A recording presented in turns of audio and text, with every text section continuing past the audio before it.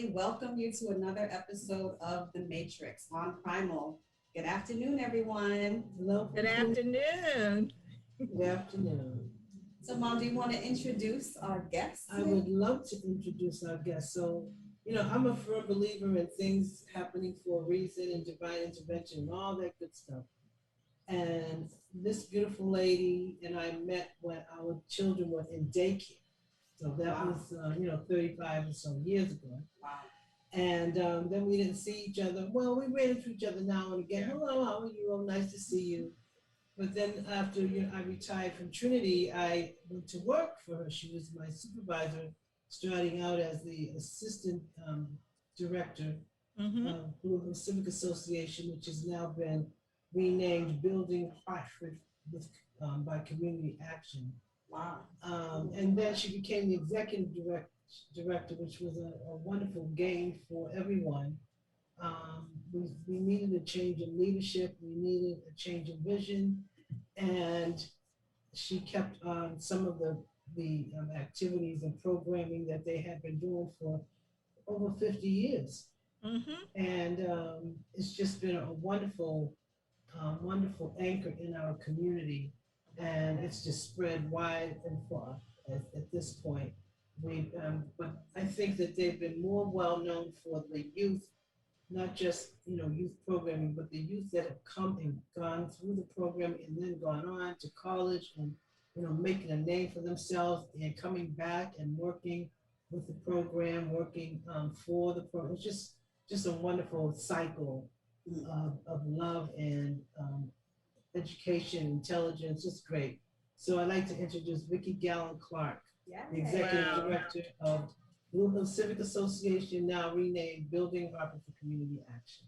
Wow, Denise, thank you so much. Neiima, I don't know if you don't know if you have a new auntie or not, but Denise and I are definitely sisters. You heard the long history.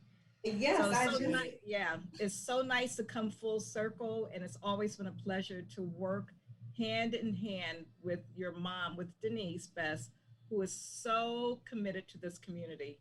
And we'll talk about that in a few minutes. So thank you so much. But I also have, if you don't mind, I brought two youth with me because, how could I be sitting up here and I'm not having any of the youth that we represent? So I'm so pleased. I'll start with the youngest, Kayla Anderson, who's been with us. This is the third year. So you'll certainly hear Kayla's story. And Parische Smith, who has been with us since, oh my goodness, I think about 15 years, Parische, that you interacted with Brother Lovejoy. You'll hear his story. You will hear his story. Yeah. You're getting old. And he's only 19. I'm going to just put it out there. He's only 19. So you'll hear both of their stories, definitely. So I'm so pleased that they're here with us. Good to see you. Yes. Thank you both for being on with us. Absolutely. Welcome. So, Vicki, let me start by asking you, tell us a little bit about your mission. Has it changed at all? I would say the mission hasn't really changed because really the mission is about empowering people. And if you look at our mission, it says empowering people who live in Blue Hills and surrounding areas. Okay, so we're not just, even though our legal name, Blue Hills Civic Association, we're not just confined to Blue Hills. We work in all of Hartford and even in the Hartford region. So it's about empowering people from a financial standpoint, from an educational standpoint, from an employment standpoint, you name it, it's about empowering. So the mission hasn't changed, but what has changed, Denise, I believe, is our intentionality. So we're even more intentional today than ever that we want to be true to our mission in everything that we do. Absolutely, yes. That is so very true. I know that, when I came on board, we started a whole organizing arm of the organization. And I know you've continued to do that. And Calvin Lockhart, Calvin, not Lockhart. Lovejoy. Not that guy. Calvin Lovejoy, same L for the last name. He's, been instrumental, he and Michelle, in working on that since we left. Absolutely. So, and what they're doing is they're making sure the youth are integrated in this. And that's why Parrish is here because he will talk to you more about youth organizing and the work that they do. Why don't we go to you, Parish, and get a little bit of taste of what you're doing now? I'm so proud of you. Yes, indeed. A leader right here. Yeah, so like you all mentioned, my name is Parish. I've been connected to BHCA for a very long time. I think my first connection with the organization was when I was like 3 years old. I came up here from New York, and I met Brother Lovejoy. You know, we were having some housing issues, and you know, connected with Brother Lovejoy. He helped us out, but you know, ever since then, you know, it's just been a constant connection. You know, me just growing up in Hartford, you know, he's always been in the environment. You know, boots on the ground work, that type of thing. So, you know, did like 5 years of summer youth employment, volunteered at the senior center, been a part of all types of programs and, you know, after school programs and all that good stuff with Blue Hills Civic Association. So I've been around for a long time. But about organizing, you know, just last year, they actually brought me on as a full-time organizer.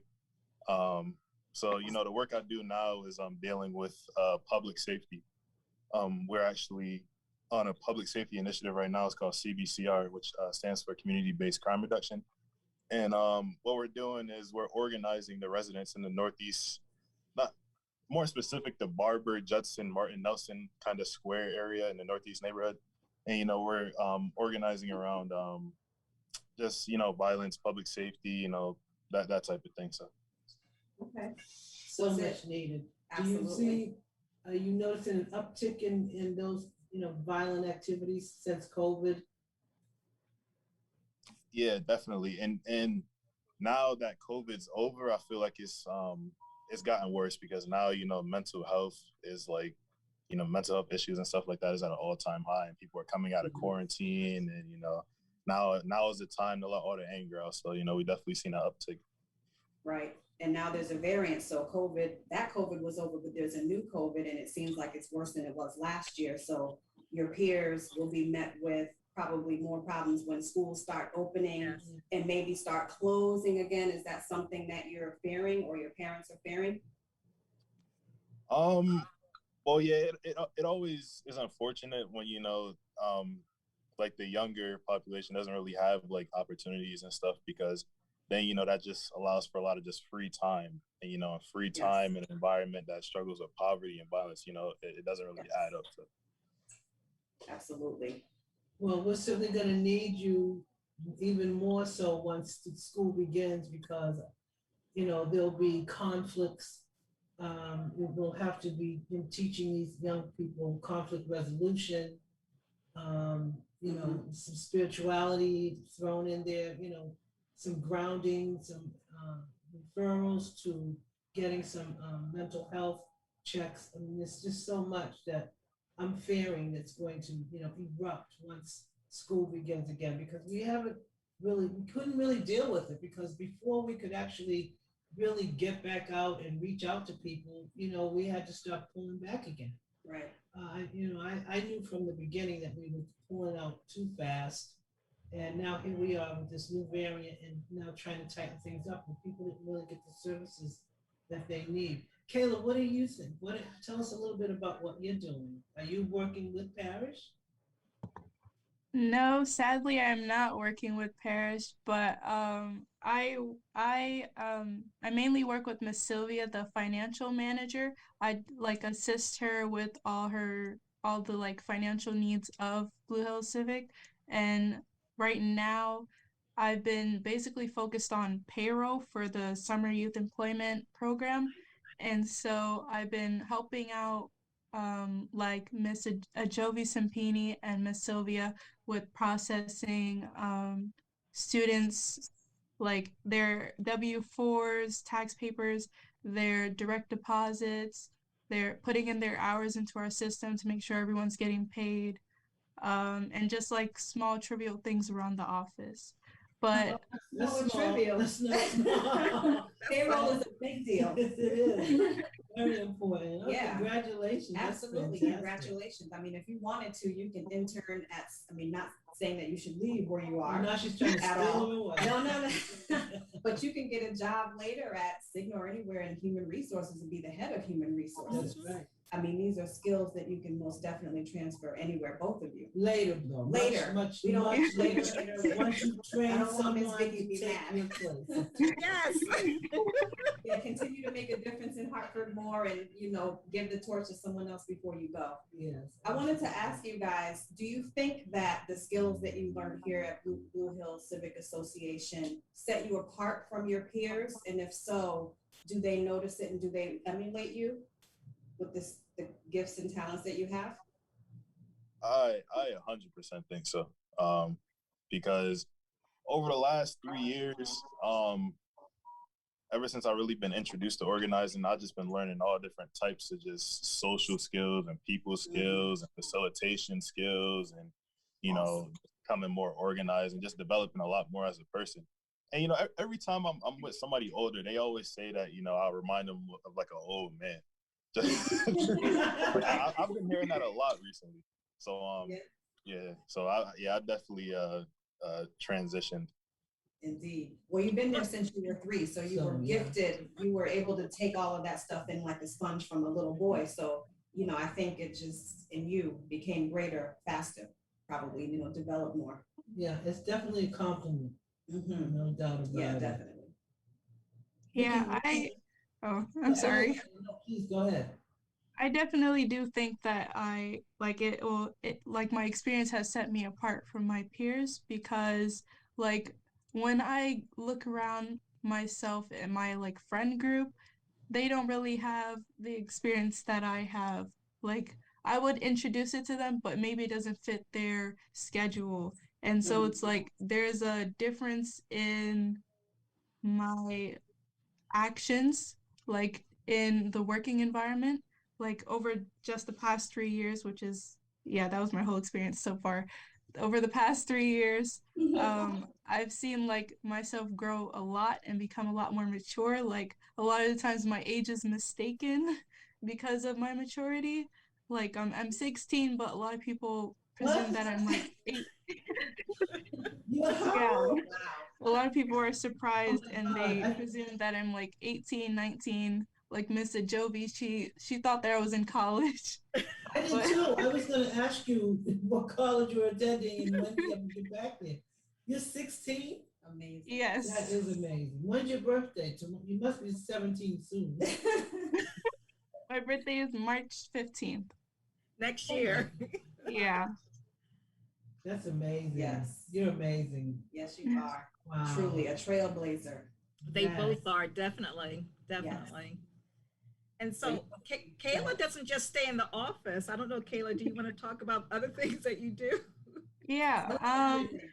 Usually when there's a community cleanup, I go and participate. I wasn't able to participate for the most recent one, but I usually do go out and participate with cleaning up, and like we usually do like around Barber Street, I believe, like around that area. I remember one time we did Albany Ave. That one was really big. Like there was a lot of participants, and it's actually really nice. Like I really liked the one on Albany Ave because we had police officers come out and help us, and I really liked that they were giving back to the community too. Yes. Yeah, I was at that. I was at both of those two you're talking about, and I was very pleased that they joined in, and particularly the beat walkers because they were new. Our community service officer, we know him, and he's been, you know, working with us for a couple of years. But they were brand spanking new when they decided to, you know, to throw in with us, and I thought that was really, really good. It shows, you know, the kind of appeal that you have to everybody, even outside of your, you know, your friends and the community that you work with, so to speak. Yes. Blue Hills has just done some amazing things. It continues. So I just wanted to say in the chat, Riri says to you, Kayla, I see why they think you're older. Wow. Thank you. Absolutely. And I don't know if Parish told you his age. I think you did earlier to us, but not the audience. But not to the audience. Yeah, I'm 19. 19. Trailblazing youth. Wow. Okay. Amazing. Amazing. Kayla, where do you go to school? So I just finished up my sophomore year at Achievement First, but I'll be switching schools and going to Loomis Chaffee in the fall or on the 30th. So Oh, wow. They're not ready for you. Are you boarding or are you gonna stay at home? I'll be a day student, so I'll be staying home and transporting. That's good. Excellent. Congratulations on getting That into is Loomis. fantastic. Thank you. Yes. So Denise and Neiima, may I just tell a brief story about Yes. this whole transition with Kayla? One day, Kayla, I'm not going to divulge all the details, but she came to me one day and said, "I'm not challenged. I'm not learning all that I can learn. I need to be in another environment." And so, to make a long story short, she took the initiative to make sure she's going to be entering an environment that challenges her, that will help her grow, that will prepare her for the global century that we're in right now. But she recognized that there was a deficit in our school system, and she said, I have to do something about it. So I just applaud her for taking that action. Absolutely. Exactly. Yes, because so many of your peers who are bored, we know some other routes that they take when they're bored instead of asking, a leader to help them. So that's just amazing. What a great. Loomis Chaffee is one of the top schools in the country, not Yes. just the state. Yes. That's fantastic. I'm so proud of you. So when you're famous, both of you, just maybe you can interview us later, 15 years or so, ask us what we're doing. Seriously. We definitely want to keep on your trail and see what new and innovative projects and what things you're implementing all around. So Paris, you were talking about the fact that you are doing the organizing. What is it that you like most about organizing? Or what's the greatest challenge? So the thing I like the most about it is that right now I'm organizing in a neighborhood that I grew up in. I grew up in Nelton Court on Westland Street most of my life. So I think it just, every time I do my work in that neighborhood, it's very close to home. I'm dealing with a lot of people that I knew. They've seen me grow, I've seen them grow, and just building newer relationships in that neighborhood as well. The most challenging part, the work is really hard. It's very hard, very tedious, very, a lot of door knocking. Just, the point is that you're building as much relationships as possible. You're doing the political education stuff, you're doing all that stuff. So it's just very hard work in general. Yeah, it is. Is the tediousness more about the tracking too? Knocking, but tracking everybody, keeping lists of who you're speaking to and that kind of thing? Yeah, we actually got to reorganize our database now. We got to reorganize that because we've been doing a lot more outreach lately with the new group of students that I got. Okay. Whenever I every so often I'm asked to teach a course or to go in and be a guest speaker in an organizing class at the community college. And I always say it's a thankless job, but you get your rewards when you see the impact that you've had on changing the dynamic, changing the mindset, changing the neighborhood, changing the community. But it is definitely hard work, one of the hardest jobs I've ever had. Yes, organizing, getting people, keeping people on track. So I applaud you both. You're both doing a fantastic job. Vicki, once again, I know they're just two examples of the number of youth that you touch. In fact, I met two of them. I believe both of them. I know one of them definitely is from your program because I happened to go to Subway one day, someplace I'm not supposed to go. But I went to Subway and I saw Kim in there because she was observing them. And boy, those young men are tops. They're so refined and the customer service skills are excellent. I'm so impressed by them. Really. And she was just making sure that they were doing their job. And they were, and I've been back without her being there. And I see that they carry that through. So that just wasn't, let her know that wasn't an act that they put on because she was observing them that day. They are just serious. Great. And I was thinking, yep, Yeah. Vicky's got some more. I mean, you got your hands in Well, with some. Denise, you know yourself about, we've had conversations about holding the bar high for our youth. There's Yeah. so many arenas that people, they lower the bar because they don't believe that our youth can get up to that standard. But we truly believe, you and I and so many others truly believe, that you increase that height of that bar, they will achieve that. So accountability is really important. We talk to them like we're their mothers and fathers because we care that much for them Because they're and our we want the kids. best for them. Yeah. That's right. Mhm. Absolutely right. Yes. Back to that village It's the mentality. village. You took the That words out of village. my mouth. Yes. It's a village. It really is. Mhm. And I'm so happy that you and I are partners in building this village because we have taken our community a long way. We still have Absolutely. places to go, but we've come a long, long, long way. Long way. What are some of your goals for the future? So in everything that we do, we're going to be asking three questions. So our focal areas, of course, are youth, because we believe in working with our youth, we can now get into the families. So that's the second focal area, the families. And then the third focal area is the community. So as we work with the youth and work with the families, how are we impacting the community? And so the question for me, and that I'm asking our staff to always think about, our team members to think about, is how are we moving the needle when it Mhm. comes to impacting the community?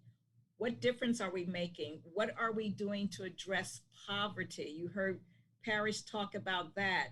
When you peel back the layers and you look at what's some of the factors behind crime, guess what? There's a lot of poverty.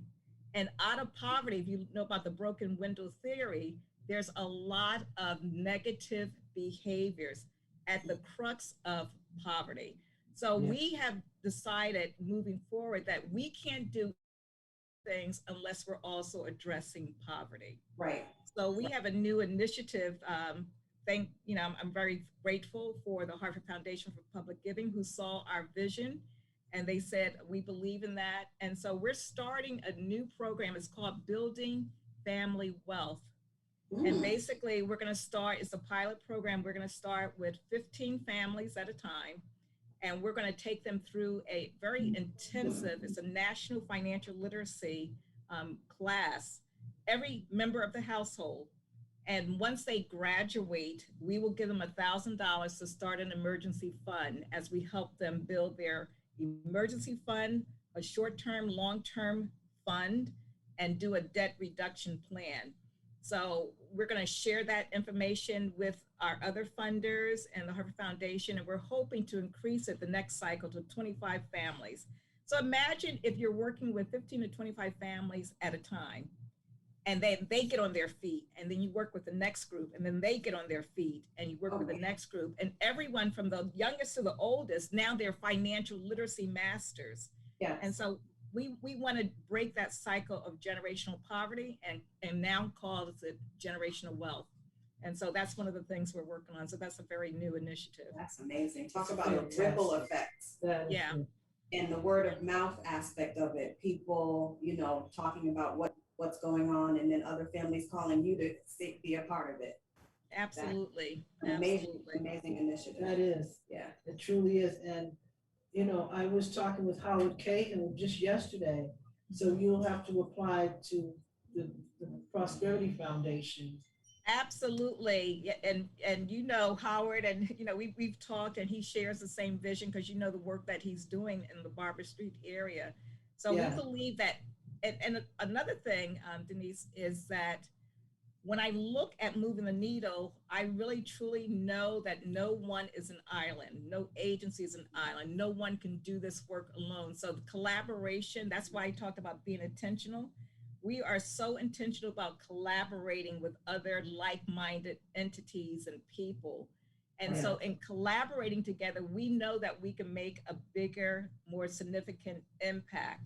So since 2019, since I've taken over the helm, that's what we've been very intentional about. Who else is out there who would like to change the community, the narrative of North Hartford? Let's link arms. Let's work on this together, because we know that there's strength in numbers. Yes, instead of being crabs in a barrel, let's do something a lot different, you know? Absolutely. We all have the same idea in mind. And we've Absolutely. come a long way toward achieving that goal. Mhm. Yes. I just want to say for our listeners out there who are all around the country and internationally, for those of you who are in the United States have probably heard about President Obama's initiative Promise Zone. And that's exactly the area that we're talking about because we live in one of the nation's promise zones. And we have come a long way since we were blessed with that initiative.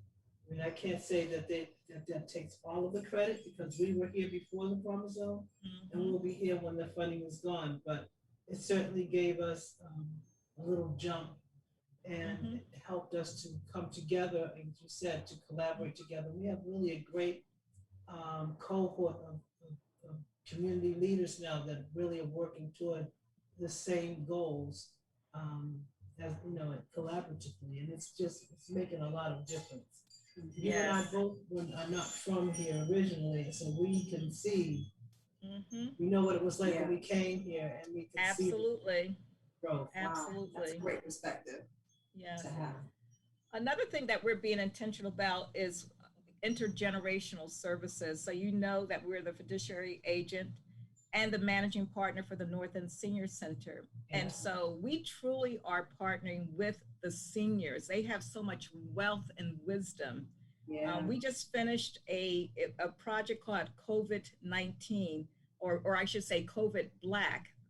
And so that COVID Black, we linked with a national organization where our young people did oral testimonies, oral interviews with our seniors to really capture how our seniors made it through the pandemic. So we're going to actually have a showcase of those interviews, of oral history interviews.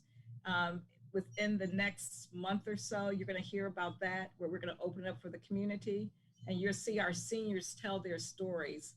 Wow. These oral histories would be housed. We're looking to house them locally, maybe in one of the libraries. It's also going to be housed nationally as well. But again, the interaction between the youth and the seniors is priceless. The seniors love it, and the youth they get such a kick out of hearing the stories, you know. And so there's a bond that's being formed. One of our seniors, Miss Hattie, who just turned 99, she wants to study. Yeah, she wants to study the U.S. Constitution with our youth. And so I said, Miss Hattie, can we start with the city charter? So she said, absolutely. So we're going to look at the city charter together, look at what revisions need to be made, and then we'll graduate to the U.S. Constitution. Miss Hattie, that is one amazing woman. Yes. Yes. Wow, 99. God bless her. Yes, indeed. And she is just as feisty and involved. And alert. Very, very alert, very smart, very sharp. Very lucid, yes. And wants to remain that way and asking, you know, utilize her brain and read things and such. Yes. Wow. Absolutely. So what a two-way street. The youth are gaining perspective from the elders and vice versa. Yes. Have you guys worked with the elderly as well to the same capacity as the other youth? Parische and Kayla? Well, me personally, when I first started, I was volunteering at the senior center because I got connected through my mom, because my mom, she's been working there since 2012. Okay. Yeah. Great. So I was volunteering there for over almost 10 years. Wow. So that's another piece of your deep thinking and your maturity, is just being around older people and, you know, sucking up that wisdom. Did it make you treat the elders in your family like a lot more reserved and be up underneath them, getting that oral history from them as well? Or were you already like that? I think that came along. I think that came with the organizing part, to be honest. A lot of the elders in my family, I'm not really connected with them because my family is from New York. I just came here when I was like young and I grew up in this neighborhood. But now whenever I'm down there, like ever since I started organizing, I'm always just curious. You know, I'm talking to my grandmother, you know, my older uncles, my aunts, just to get like the story. Yes. Yeah. Nothing like that. Vicki, that's such important work because we have lost the faces of our fathers. That's right. we don't respect and care for our elders the way that we were taught to back all the way back when we were before we came to these shores. And we have got to regain that. We cannot We have assimilate to. to We that have whole, to. put Yes. you in a nursing home and forget about you. You Mhm. can't do that. No, that definitely was part of our rich culture, that Yes. extended family. That's Mhm. right. That's right. So Yeah. it's good. It's so good to expose the youth to these seniors. Some of them don't have grandparents in the family. They That's passed. right. And so that's a wonderful initiative. Just Yes. one more star for you. Yes, definitely. And then so So, many, so go ahead. many in our neighborhood are being raised by their grandparents. So in essence, they really don't know what a real grandparent is like because the grandparent is the parent, has to be the disciplinarian, not the one baking cookies and being sweet, Yes. the one Yes. put their foot down, so Yes. even in that capacity, it's a great thing. So go ahead, what Yes. were you gonna say? No, I was going to say from a youth perspective, this past year, we worked with a couple of organizations to really respond to students who just fell through the cracks, or maybe they just weren't turning on their computers to do the e-learning, the virtual learning. Oh, yeah. And so, Parish, I don't know if you want to talk about the outreach that you did to try to find out where these students were, to try to get them back on track. Awesome. That's great. Yeah. So what was it in the fall time? Fall, Mhm. winter. We actually had a program going called HSIP. And what HSIP was doing was it was targeting those students, and it was getting them into an internship program where they were being exposed to different like training, so like IT, nursing, etc. So like it give them a better idea of what exactly they would want to do, and and also just to motivate them more as to like even though the schooling, it probably isn't in the best state right now, but it's still more to look forward to. Absolutely. Excellent. Before you move on, can you tell us about the Clean Team? Yeah. So so CLEAN is actually an acronym, right? It stands for Community Leadership Empowers a Neighborhood. So the CLEAN Team is a group of 10 youth, well 12 youth technically, and they're all from Hartford, right? And pretty much what we're focusing on right now is one just beautification projects in the Barber Street neighborhood, like cleanups, lot transformation, because we believe that if you clean up a neighborhood and make it look better, people have a different perspective of it as far as like how safe it is, and Yes. it just reduces trauma altogether. And Yes. then on the other hand, they're getting a lot of political education and just teaching about community organizing. Like, what does that look like? What is like power dynamics? People power, organized money. That type of thing. So, yeah, that's been the Impressive. last 5 weeks. We're just diving into that.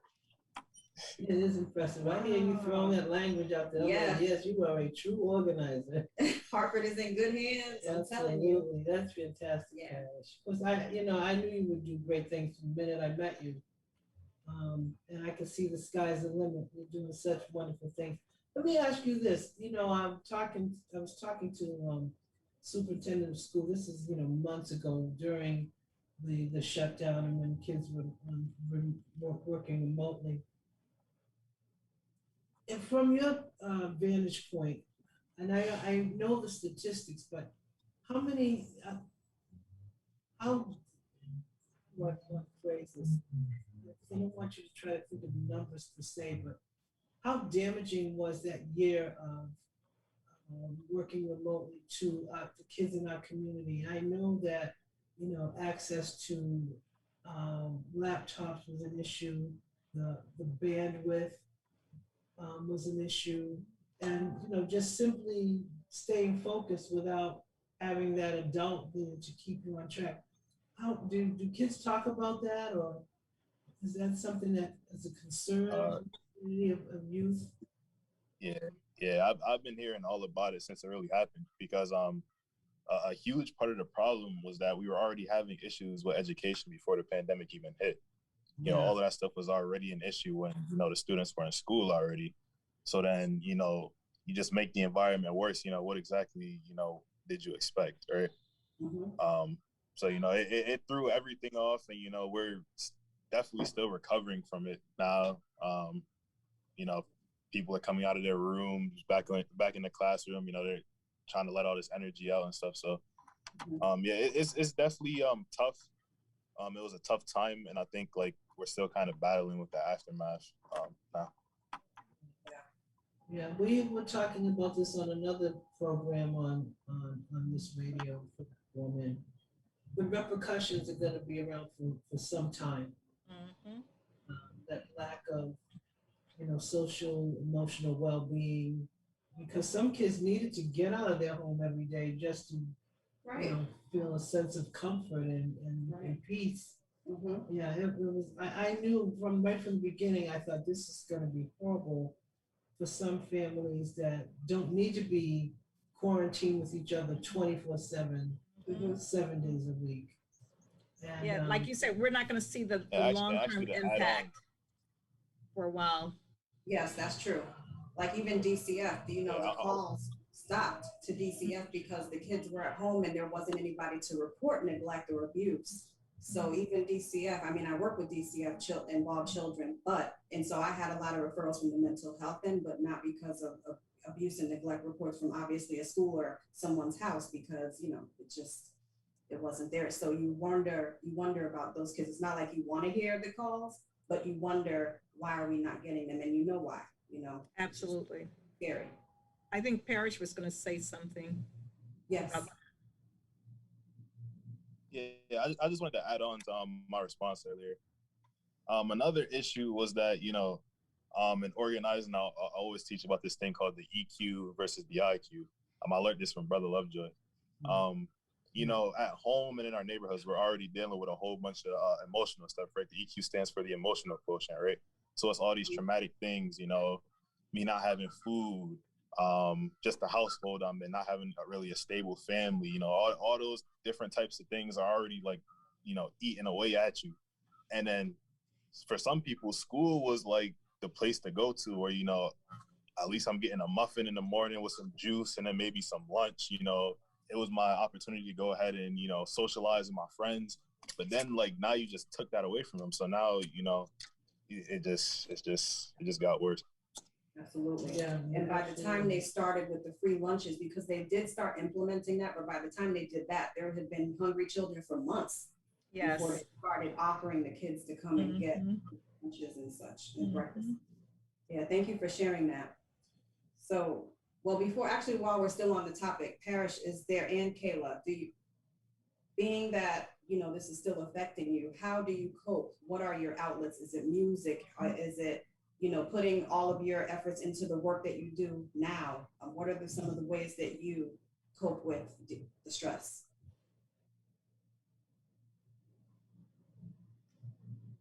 Either one could go first. I Yeah. use music like a lot as Yeah. one of my ways to cope. Like I like to listen to music while I do my work. It just helps me like focus and get things done faster. Like the same with like online learning. It was it was a little not it wasn't like a hard switch, but it was very different from what I was used to. And so my academic performance was still like about the same, but it didn't feel the same. It felt like it was a little bit worse or something like that. And so I would turn to music and use music as a way to like focus, get my work done on time, turn it in before the due date, and to reach out to my teachers, which is something like I've been pushing on, like communicating with my teachers because although they have like a stop time of when you cannot communicate with them anymore, which was kind of stressful for other students I know. They were like, you can't communicate with us after 3:30 because we're not working during this time. And so it was a little hard for some of those students. I know that. Wow, you were in Hartford Public Schools, right? Yeah, what school? Yeah, Achievement Achievement First. Yeah, it's Hartford Public, because correct schools were different. I must say, like my daughter and me, we were able, sometimes they would email me at night to check in, or I could, or, text back and forth. I was shocked. So that's sad that they, pretty much cut it off when they know your needs were going to be increased Right. and different, and to adjust to those. And for those of you who don't know, CREC is our magnet school system. Yes. Mm-hmm. Capital Region Education Council, that's what CREC stands for. I'm going to read a couple things in the chat before we move on. Lots of great feedback. Let's see. So the real Maxine says, it's nice, this is going back to the North End Seniors building. It's nice to know that they will have a program for the elderly, that they will have the ones that don't have families, especially to come and visit them while they're there, Let's see. Mr. Security says, my personal opinion is the students with special needs were hit the hardest, and that is absolutely true. That's so true. Absolutely. Soul James says, I'm impressed with this young man. Would like to have him on his show. He has a show as well. So you look like you're gonna be booked. No, we're not stealing our youth. We knew this would happen. And we wanted it to, yes. Yes. He says he's touching on the issues and projects I have been speaking about and programs that are effective in upgrading our community. The real Maxine says, kids or adults with special needs don't take change very well. That is the truth. Yeah. Change is very, very hard for everybody. So especially kids with special needs. Absolutely. Yeah, it saddens my heart to think about, what it was like. Even my own grandson, who has Down syndrome, he loves school, loves school. And that was just so devastating for him to not be able to go. And he was so happy when, Neiima finally felt comfortable enough to allow him to go back, because we were afraid that he wouldn't keep his mask on. For one, he didn't like Halloween masks. No. Yes. By a great costume, he'd be Spider-Man, he'd be all kinds of, and he would take the mask off. He didn't want to keep people, but he did get used to it, and now he does. He wears his mask and whatever. Mm-hmm. So I'm a lot more comfortable. I know Neiima is too, but that he can be there and be safe. Mm-hmm. But it was hard. It was so hard for him, and not only that, and this is another hard thing. for me. Because she's working. Yes. Yeah. Home. Yes. All day long, and so she can't stop her job and go sit down with him and say, oh, wait a minute, now let's look at this lesson that you're working on. It was impossible to do that because she was literally working 9 to 5 every day, Monday to Friday, during the same hours that he's in school. So that was so difficult. And that's just one example. I mean, Exactly. thousands of them in our community. Exactly. And thank you for making that point, people in the chat. Very good points. Yes. So Parish, what are the ways that you cope? Kayla was saying music. What are some of the ways that you cope to get through this tough part of COVID?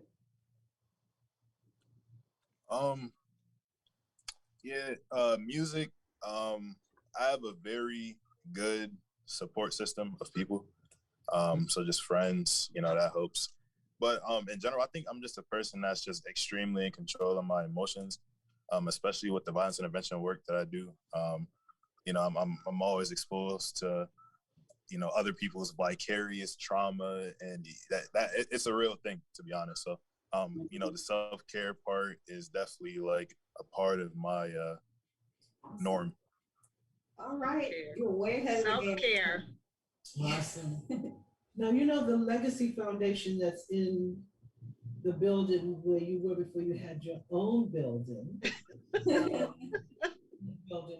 I took a mental health first aid course with them. And if they're offering that would be another component to your youth training. It's really, really. Make a note of that. I tried to get the police department and the fire department to mandate that their staff take that course, because it's an 8-week course, not very long, and very very things that we talk about during, the whole Black Lives Matter movement was, how to de-escalate things, because Na- Naima had the situation that was just blew me away. Tell them about the little girl, the family who had the little girl that was so violent. She was like 12 years old. And what the officer said, once you had finally gotten her down, Oh, wow. talked her down. Yeah, in my brain, I was trying to figure out who, because there's been so many kids. Yeah. But this particular girl was actually 8 years old. Oh, goodness. And she wasn't one of my kids. She was one of a co-worker's kid. We work with kids that have severe mental health issues, behavioral health challenges. So the story is the short story is, because I'm so long-winded, I'll tell the story all day. The girl was 8, and because of her trauma and because of her escalation, she always had police at her house. So there was a meeting at our building for this youth and her family, and my coworker asked me to come in just as a support to help to guide her through some stuff, and that was fine. So I went in, and we were in a conference room, and she became dysregulated and was throwing chairs and just all over the place. When the police did come, she actually held us hostage in the room because we can't touch the child, and the parents weren't able to do anything, so we had to call the police. And they said to her, "Oh, you again? We had you, weren't we just at your house?" I mean, this is how they treated this young girl. That was her first remark. Nothing, no empathy, no sympathy. I mean, police need to, and I think the culture is starting to change, to learn how to speak to some of these kids, to learn about some of the disorders that they have. We're not saying get a degree in psychology. We're talking about being aware and cognizant, like anybody can, of different mental health issues that these kids have, that you're going into their house and you don't know how to deal with, and you're treating them like a criminal instead of somebody who has a disability or an affliction, and it's serious. That's I shouldn't say unbelievable. I do believe it. I do believe it. Yes, and so many of our kids feel parentified because they're treated like adults. When they look at you, black and brown children, for some reason, they're not seen as innocent a lot of the time, And that's why, that training would be, so necessary for these people. Yes. Those people that are first responders. Unless we're going to divert that money, and I wish they would have, instead of saying defund the police, divert funds or something that will make it more palatable and more to the point of that they were trying to make. Yes. Because that needs to be done so that you could get more social workers to partner with the police officers when they go out on these kinds of calls. Because what had happened, what she did not say, and trying to keep it succinct, Naima had just calmed her down and said, "Let's go to the vending machine and get a snack." And she was just calmed down after a lot of yelling and screaming and throwing chairs or whatever. And then the cop comes in and goes, "Oh, you people again?" Yeah. And then, whoo! Yeah, just right back up to, that level of anxiety and stress and disorder. And so he set her up. That was escalating the situation. Absolutely. As opposed to de-escalate. And hey, if they went all there, they probably would have pulled out a gun and shot her for crying out loud. Exactly. That's right. Absolutely. That's right. So that's something that we as leaders should come together and put, in writing and appeal to the chief of police to have, this kind of training mandatory for the police officers. I think they're poised to do something like that. Yes. I believe that, and Kayla, I certainly like to hear from you, Parische, that after the murder of George Floyd, I really wanted to know, like, how are our youth responding to all these deaths, our young men and young women, at the hands of police. And it was amazing to hear some of their thoughts regarding, maybe my mother and father had to go through this, but I don't plan on living my life in fear like this. Kayla and Parische, I don't know if you want to talk about some of those conversations and some of the research and what you've done with that whole thing. Yeah, so I wasn't okay with what had happened. I was aware that things like this were happening in our community, but then at the same time, I wasn't aware that it wasn't happening in our community because it wasn't like put out in front of me like on a platter or something like how it was with George Floyd. Like I didn't I wasn't seeing it in my everyday life. So I was kind of glad that it was filmed because it brought a lot of action and a lot more attention and awareness to it. But then again, it's like disappointing that something like this wasn't being like this action wasn't being taken before this happened. Because not only did we lose one person's life, we lost a whole bunch of other people's life too. Mhm. I know, and you are absolutely right, Kayla. And Wow. you're right, Wanna the hug point you. that you made, that, it was as horrific as it was good to see, because it not only touched you and I and all of us, but it touched the whole globe. It was a global effect, which we never had before. Because that was just so horrific and just so unbelievable that, people were protesting all over the world, and we've never had that kind of support before. I am so applaud the young people who worked on the Black Lives Matter movement, and I'm hoping, that they carry on the momentum and making change. Because, when we look at it, Ms. Clark and I, when we look back, well, didn't we go through that 50 years ago? It was literally 50 years ago that we went through the same kind of thing, and we thought that we had, quote unquote, arrived and, had made some real strides. I went to my chiropractor today. He happens to be an Italian guy. And we've been friends for years. I've been seeing him since 1992. We've become friends over this time. And we were talking about this, and he was asking me how do we feel as people of color, Black and brown people, to see that we're set back 50 years ago. We thought we had made all of these strides, and then we're just like walking backwards, quickly walking into the past. And it's horrific. And it took we had one wonderful sainted president for 2 terms. Yes. It took one demon to Yes. flip that.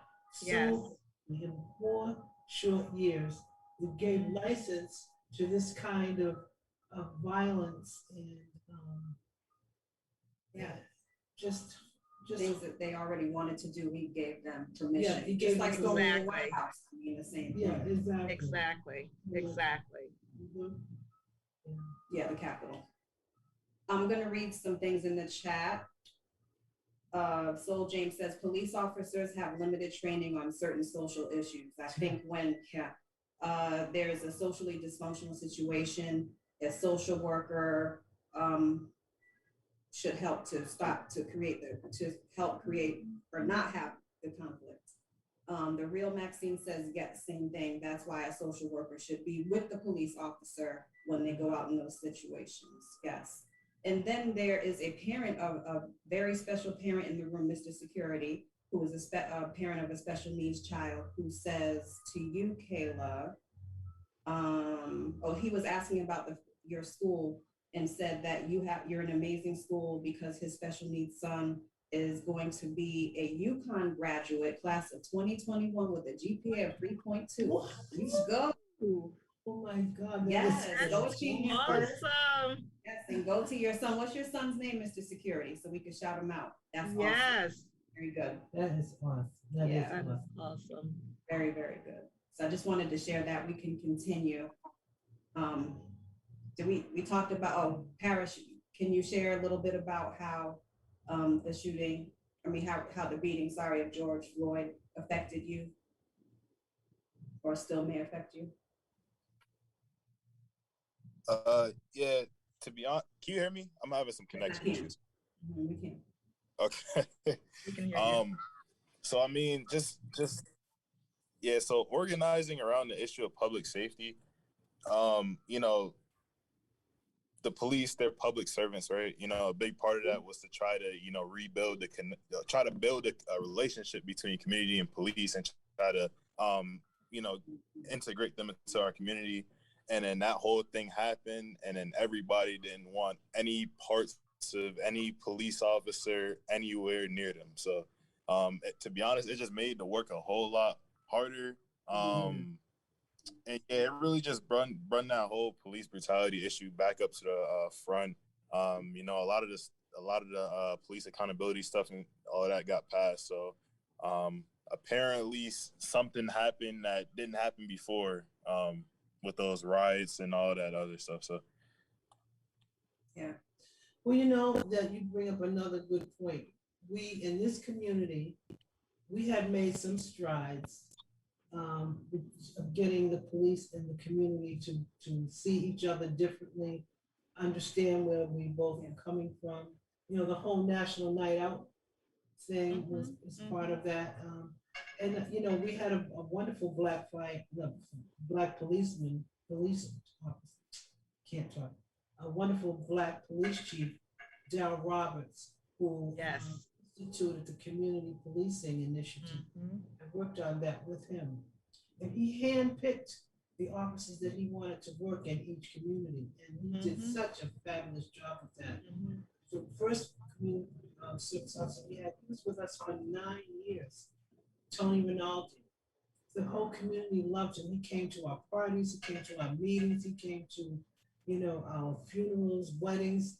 He was involved with everything. And the merchants on the avenue, on Albany Avenue, would call him on his cell phone if something went wrong in the neighborhood. That was the kind of a relationship we had with him. Yes. And I was just talking with somebody just this week about how when we sat down to have a community meeting with the police officers, you know, we said to them, you know, if we call you, then you come to our door and ring the bell, which shines a spotlight on us. There they are, there's the snitch. And they were like, oh, like they didn't even get that was a problem. And then somebody from the community also said, and you know, and I called the police and the police car drove down my street and I'm standing out there and they just kept on going. And the officer said, oh, well, that's because they were on another call. They weren't coming to you.